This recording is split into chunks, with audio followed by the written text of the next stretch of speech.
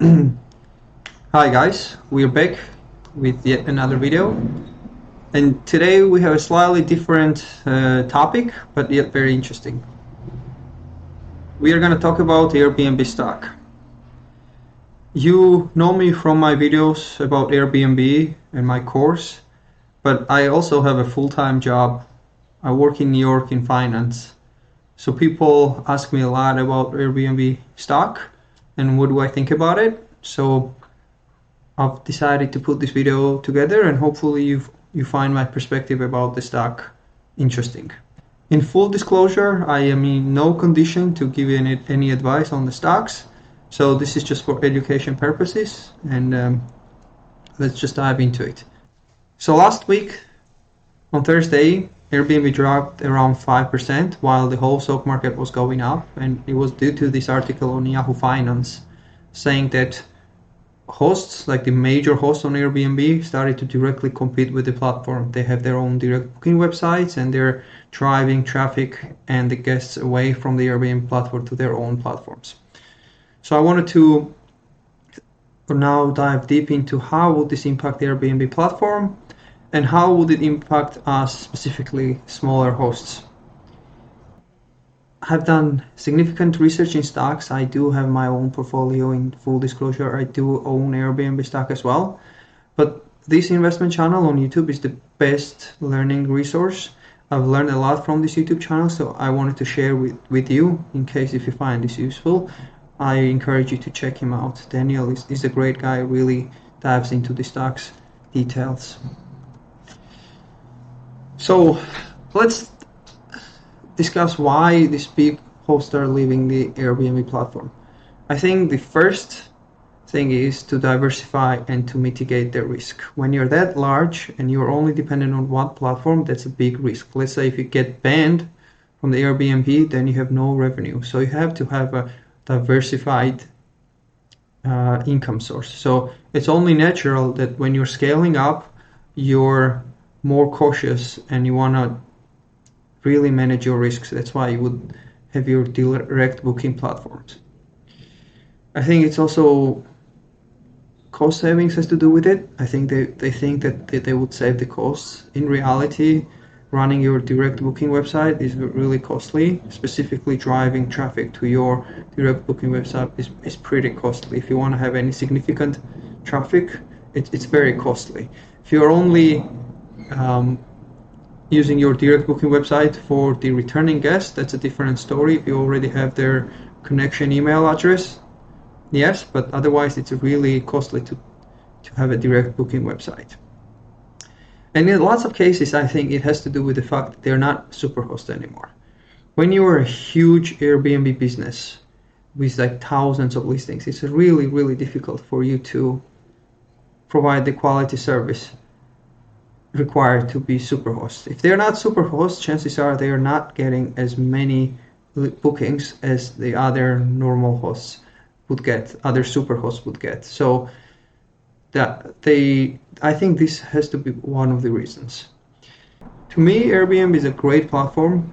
We actually have a policy to refuse guests that want to book outside of Airbnb. I think the 15% fee or 16, whatever the percentage fee that is paid to Airbnb, it's really fair. I really want them to thrive.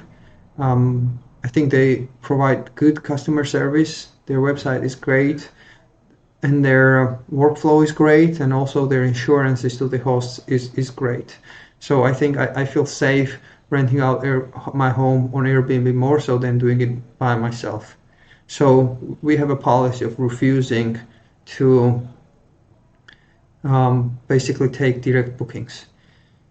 There's other websites like booking.com.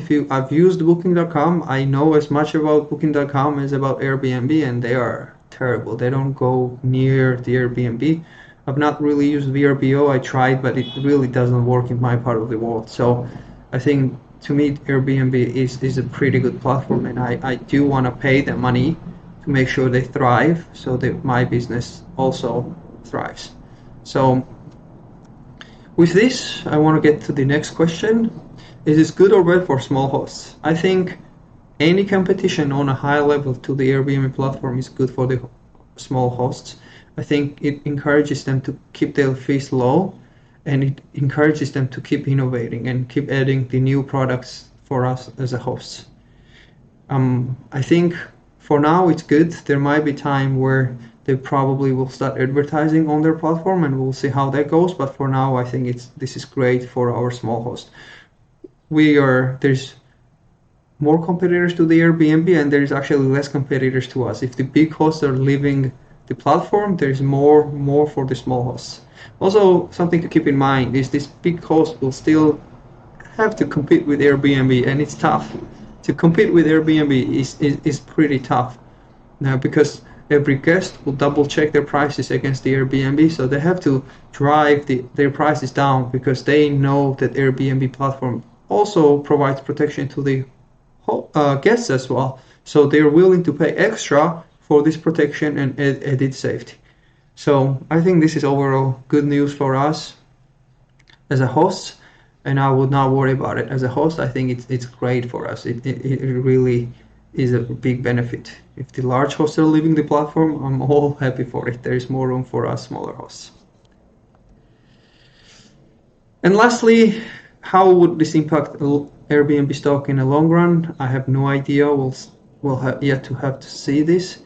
One thing that came to my mind while preparing for this video is that we already have Booking.com, which mainly focuses on hotels, and hotels, all of them have their direct booking websites. They have their lots of their programs, loyalty programs. They have their own credit cards and stuff.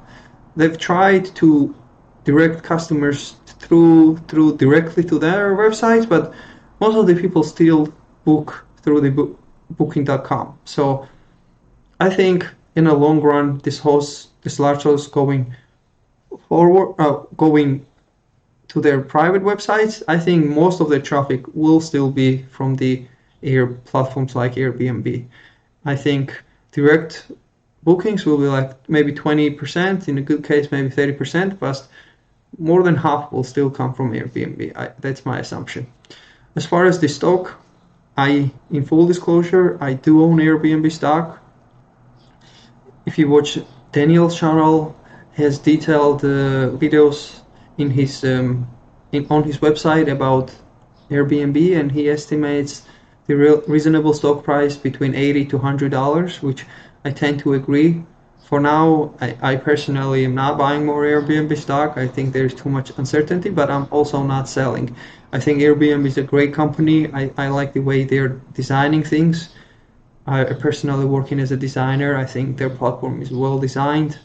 I like their approach. I like the innovation, and I'm sticking with them. So I'm not buying more stocks, but I'm also not selling. So I'm waiting it out.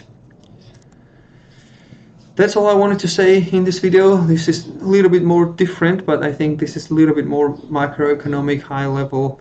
What do I think about generally Airbnb business? So I wish you best of luck. If you would like to learn more, you can go and visit our website. Otherwise, please subscribe to our channel. It gives me motivation to grow this channel. So best of luck and cheers to you. Thanks.